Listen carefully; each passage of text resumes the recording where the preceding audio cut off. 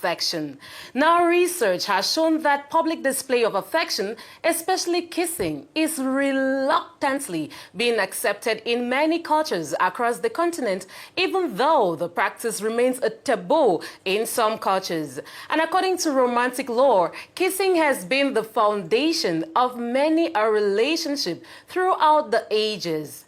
Philematologists are not exactly sure when humans decided to begin locking their lips in the first place, but say that the kissing experience is unrivaled and that people remember their first kiss better than any other first times of their lives, including their very first intimate experience.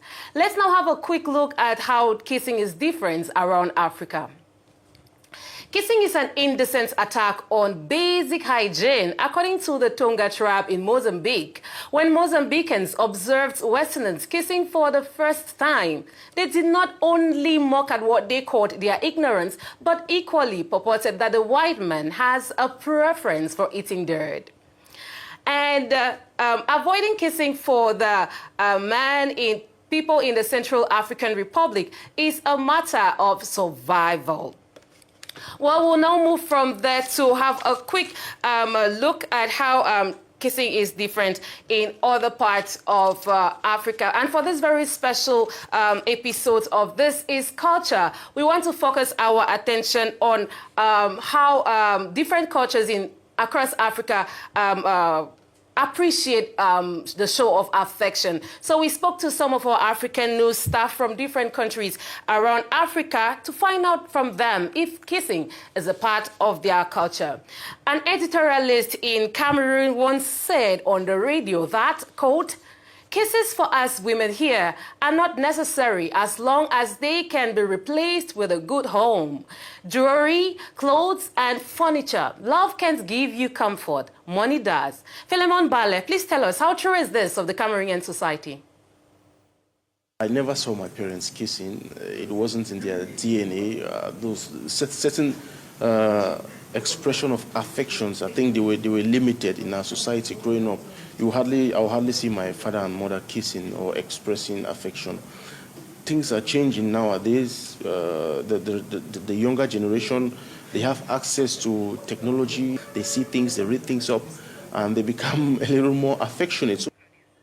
From Cameroon, we now move on to Uganda, where Ugandan President Yoweri Museveni allegedly bans every conduct of sexual nature in public. He is cited to have once said, quote, "If I kissed my wife of 41 years in public, I would lose every election in Uganda."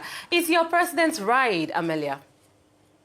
It's important to understand the times that the president is talking about because the Ugandan society at the time was very traditional, heavily religious, which means it had a lot of moral policing.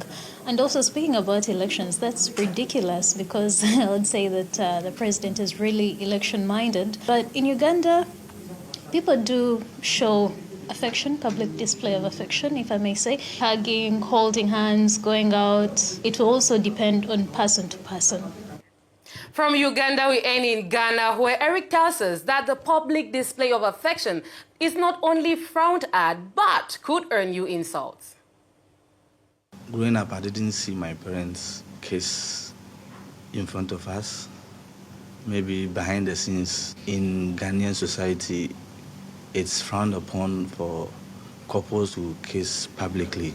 They do show their love in different ways, maybe preparing a meal that the woman likes very much, or buy a very precious jewel which the woman would appreciate. So have you ever seen your parents kiss? Is kissing in public acceptable in your community? Share your views with us on our Facebook and Twitter pages at Claudian Sono. And I'm thanking you so very much for watching today's episode. I'll see you next time.